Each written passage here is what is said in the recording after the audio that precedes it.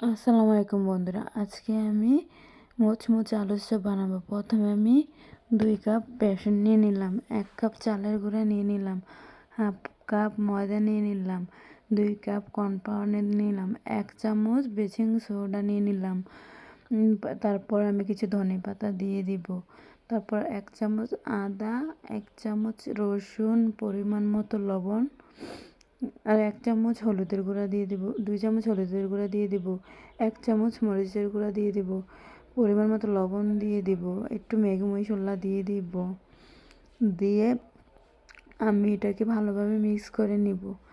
এখন আমার মিক্স করা হয়ে গেলে আমি এখন পানি দিয়ে এটাকে ডোটা করে নিব ভালোভাবে, যেন দানাদার কিছু না থাকে। ভালোভাবে এটারে হাতে মেখে গুলে নিব। গুলে নিয়ে তারপর আমি একটু তেল দিয়ে দিব। তেল দিয়ে আমি আবার ভালোভাবে মেখে নিব। মেখে নিয়ে যেন একটাও দানাদার না থাকে, সেভাবে এটাকে ডোটাকে করব। এত পাতলাও না, ঘনও না। এখন আমার ডোটা রেডি হয়ে গেছে। দেখেন কতটা সফট হয়েছে আমার ডো। এখন আমি আগে থেকে আলু সিদ্ধ করে রেখেছি। এখন আমি প্রথমে কিছু আলুটির সাথে কিছু আলু বেরেস্তা, কিছু কাঁচা পেঁয়াজ, শুকনো মরিচের গুঁড়া, পরিমাণ মতো লবণ আর একটু ধনেপাতা দিয়ে মেখে নিব। আমি ভালোভাবে মেখে নিব। এই তো আমার মাখা হয়ে গেছে।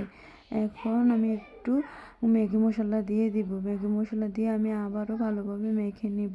এই তো আমার আলু মাখা শেষ। এখন আমি চপ বানানোর জন্য আলুটা রেডি করব। এই তো আমার আলু রেডি করা হয়ে গেছে। এখন আমি কড়াই বসিয়ে পরিমাণ মতো তেল দিয়ে দিলাম। তেল দিয়ে আমি তেলের মধ্যে আলুর চপগুলো দিয়ে দিলাম। দেখেন আমার আলুর চপগুলো কতটা সুন্দর হয়েছে। এই তো আমার আলুর চপ রেডি হয়ে গেছে। দেখেন আমার আলুর চপগুলো এখন আমি চুলা থেকে তুলে নেব। দেখেন আমার আলুর চপগুলো দেখতে কতটা সুন্দর হয়েছে, কতটা লোভনীয় হয়েছে, কতটা মুচমুচে হয়েছে। সবাই জানাবেন। আসসালামু আলাইকুম।